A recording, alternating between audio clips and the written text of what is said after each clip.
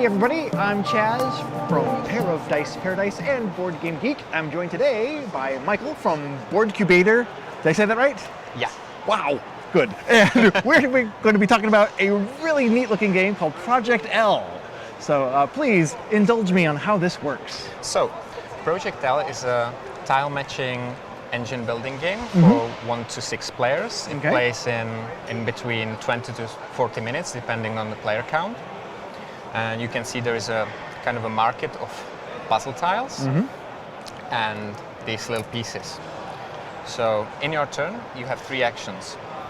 You can take a puzzle, you can take a little piece, you can upgrade the piece, or you can take the piece and put it on a puzzle. Now you can have a maximum of 4 unfinished puzzles in front of you at the same time. And if you have more of them, and also more pieces, as one special action, which is limited to maximum 1 per round, you can use up to 1 piece and put it on every puzzle in front of you. So this becomes like this, 1 action. Now, when you finish a puzzle, you get the points. This one is from 0, so no points here. But you get the reward puzzle that's here, and that's the most important concept of the game. You get all the pieces back. So you're building an engine, and you're preparing yourself for the next turn, so you can use even stronger master action. There are 2 decks in the game, white deck and a black deck. Once the black deck runs out, the game ends. The player with the most points wins the game. How do you determine which, when you go through the black deck? Do you go through the white one first, then the black, or how is that? You can actually choose. The white puzzles are easier, but they have less points, and the black puzzles are more difficult. That's actually when you have some pieces in front of you that you can use on them, and actually are able to fill the whole puzzle. Then you can switch from engine building and from piece collecting to kind of difficult puzzle solving. And so the players can kind of control how fast the game goes then from which pile they choose from? Yes. Nice. So if someone wants to play a really long game, they can go through the whole white deck, but then again, someone else who switches to the black deck, they kind of run them over. So you got to kind of balance that a little bit. Yeah, it's important to catch the right moment to switch. Yeah, that's nice. And you also talked about upgrading a piece was one of the options. Is upgrading a piece just that you cash in you cash in 1 piece and you pull out one that has 1 more square? Yes. So if you upgrade one, this one is level 2 because it's connected like 2 squares, then you can choose if you want this level 3 piece or this level 3 piece. So you have to think in advance and choose according to what's in the market, what pieces you have already, and what puzzles you have in front of you. And how long did you say a typical game is? About 20 to 40 minutes? Yeah. Excellent. And I see here we have the main box. That's the main box. You also brought this little guy.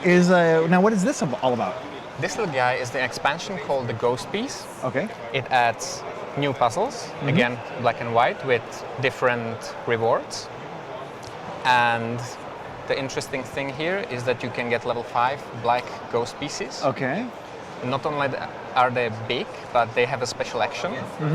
You can kind of tear them apart.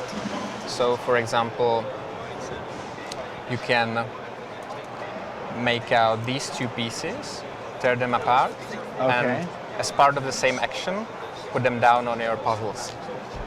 Neat. Now, could you use like this and another one that would be the appropriate one for that? Yeah, you choose. Nice. It just has to make the shape, so this one wouldn't be possible.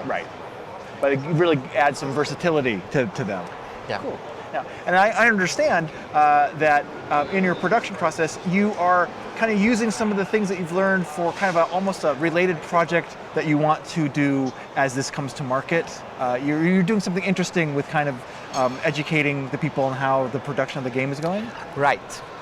That's because for us, the games are not only about the rules and gameplay, but we focus also on the design and component quality, because we want the players to enjoy what they see on the table, and especially here have a nice tactile experience when they touch the pieces.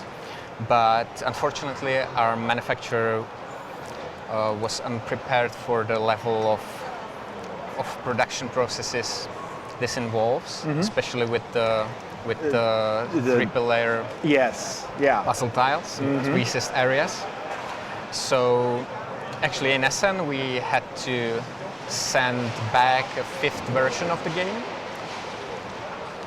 because it still contains some manufacturing issues, and it's kind of why our stand will be unique, because you can play the game there and you can also learn more about the production processes and what it takes for the game to get into your table from the beginning of the idea to the end of the production. And we're already sending updates about this to our backers, and we get overwhelmingly positive response, because people obviously want to know what's behind making the games. Absolutely. And for this reason, we want to expand the information from the updates into a series of articles that will deal, for example, with the possible pitfalls in the manufacturing process and what people can expect when they try to make a game. So this information, we want to share it with everyone. I think that is really neat that you've taken kind of this little bit of this problem that you've encountered with the manufacturing, and you've turned it into something to actually share with your customers and your backers to help educate them and, you know, kind of help spread that information out there. I think that's really cool. I think there's not enough lemonade in the world, so let's use those lemons. Exactly. Well, thank you, Michael, for sharing this, and I'm looking forward to when this finally is available. But in the meantime, I hope you have a great show, and talk to you again soon. Thanks. Yeah, I'll talk to you again soon as well.